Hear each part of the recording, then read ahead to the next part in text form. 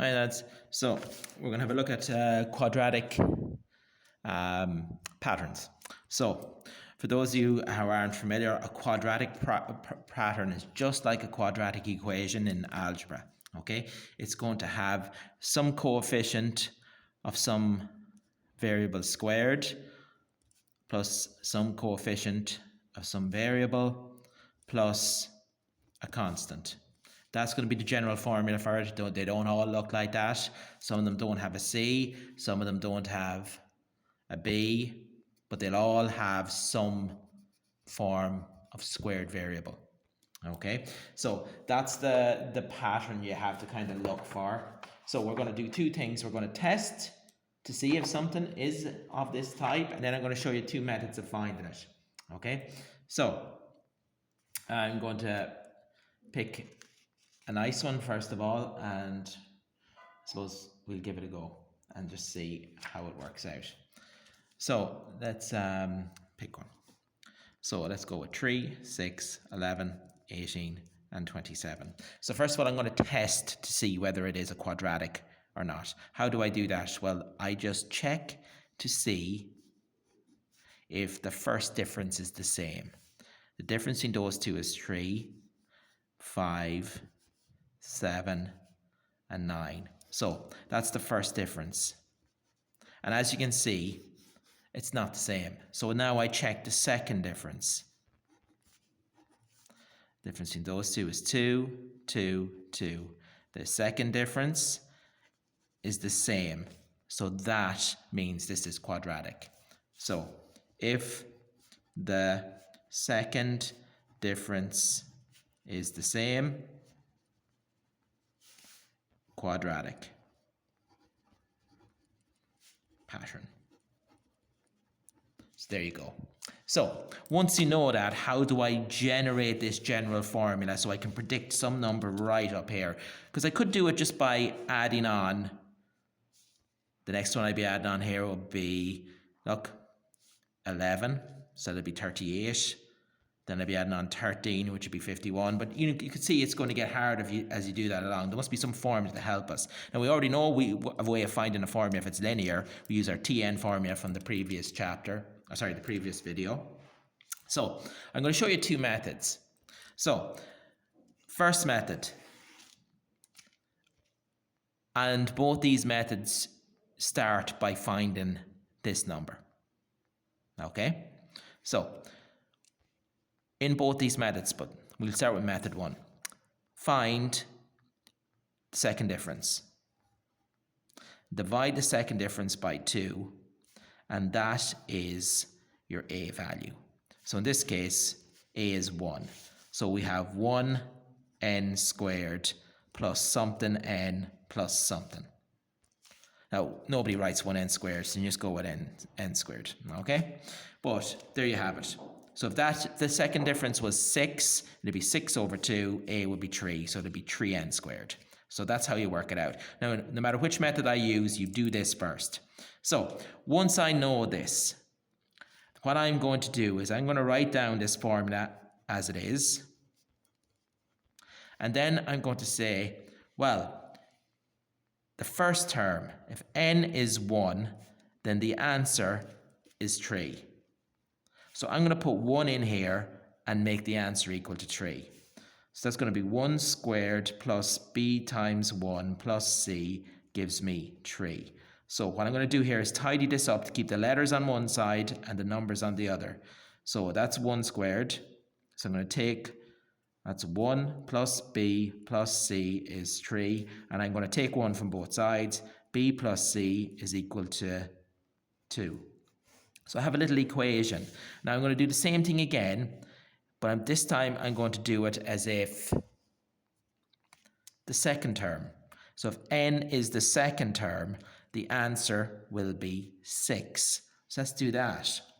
Okay, so we've got 2 squared plus b times 2 plus c is 6. So that's 4 plus 2b plus c is 6. Take 4 from both sides. 2b plus c is 2.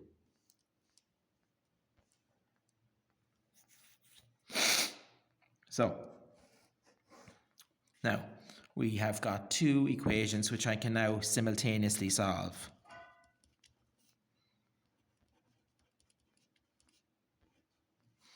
So, how am I going to solve it? What I'm going to do is, let's see, I'm going to change the top line by multiplying it all by -1. So that's minus b minus c is equal to -2. And then take these two away from each other. Cancel those.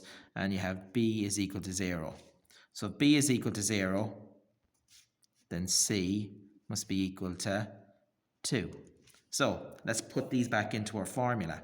We have a is 1, so we have n squared plus b is 0, b times n, 0 times n plus c, so that's just n squared plus 2. So that is the Tn formula, the general formula, the nth formula for this pattern. Now can we check?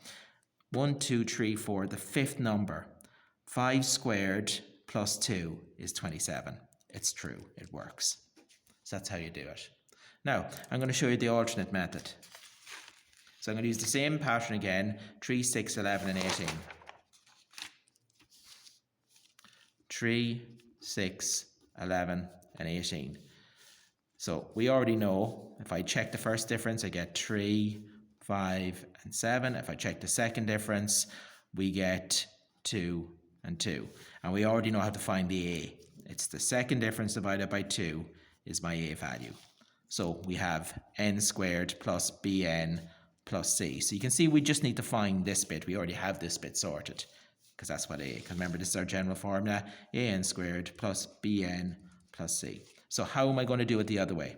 Right, my other way is a little bit simpler. Write down the original pattern, 3, 6, 11, and 18. Take this expression and substitute n equal to 1, n equal to 2, n equal to 3, and n equal to 4 in it. So if I put 1 there, 1 squared is 1. If I put 2 in it, 2 squared is 4. If I put 3 in it, 3 squared is 9. If I put 4 in there, 4 squared is 16. If I subtract the original pattern from this new set of numbers, 2, 2, 2, 2, I get a pattern which I can now figure out. So this is a pattern. This is going to be always going to be a linear pattern. And in a linear pattern, we know the formula. In this linear pattern, a is the first term, plus the difference is 0. So this pattern is just the number 2. And of course, that means it's n squared plus 2. And there you have it done using the other method. Okay? So, there's your two methods of doing it. I'm going to do the two methods once more on a longer sum. Okay? So, here's my pattern this time.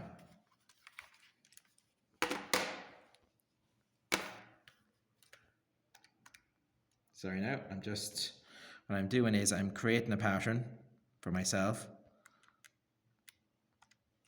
So 3 minus 2 plus 5, so 6.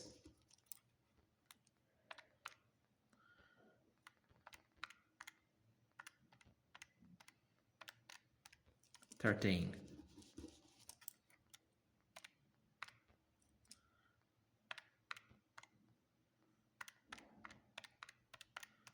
26. I'll do one more.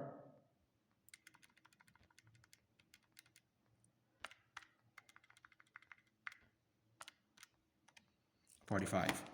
So I am going to find the an squared plus bn plus c using the two methods with this. So let's establish first of all what is our a value. Take them away, you get 7. Take them away, you get 7. Take them away, you get 13. Take those two away, you get 6. So straight away, 6 divided by 2, 3, that's my a. So we have 3n squared plus bn plus c. Now, I'm going to show it to you using the two methods. Method number 1, Okay, so I'm going to put in n equals 1 and I'm going to get out 6. And then I'm going to put in n equals 2 and I'm going to get out 13. And that's going to create my two simultaneous equations. So if I put in 1 into here, that's 3 plus b plus c equals 6, which means b plus c is equal to 3. So that's the first one done. If I put 2 in here, that's 3 times 2 squared, that's 12, plus 2b plus c is equal to 13. 13 take away 12 is 1. So there's my two formulas. So now let's simultaneously solve them. B plus c is equal to 3. 2b plus c is equal to 1. I'm going to multiply the top line by minus 1.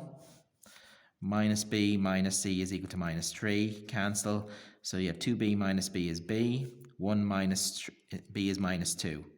So if b is minus 2, c must be 5. Because minus 2 plus 5 is 3. C must be 5. So my equation is going to be 3n squared minus 2n plus 5. So let's check, is that right? The fourth term should be 45. 3 times 4 squared. 4 squared is 16. 3 times 16 is 48.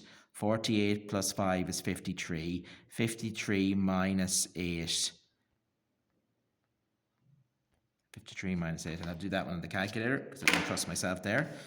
3 bracket 4 squared, 3 bracket 4 squared minus 2 bracket 4 plus 5 is 45. That is right. So that's the first method, using the first method. Let's do it using the second method. Okay, so again, a is 3. So we have 3n squared. So I'm going to write down the original pattern and then put in 1.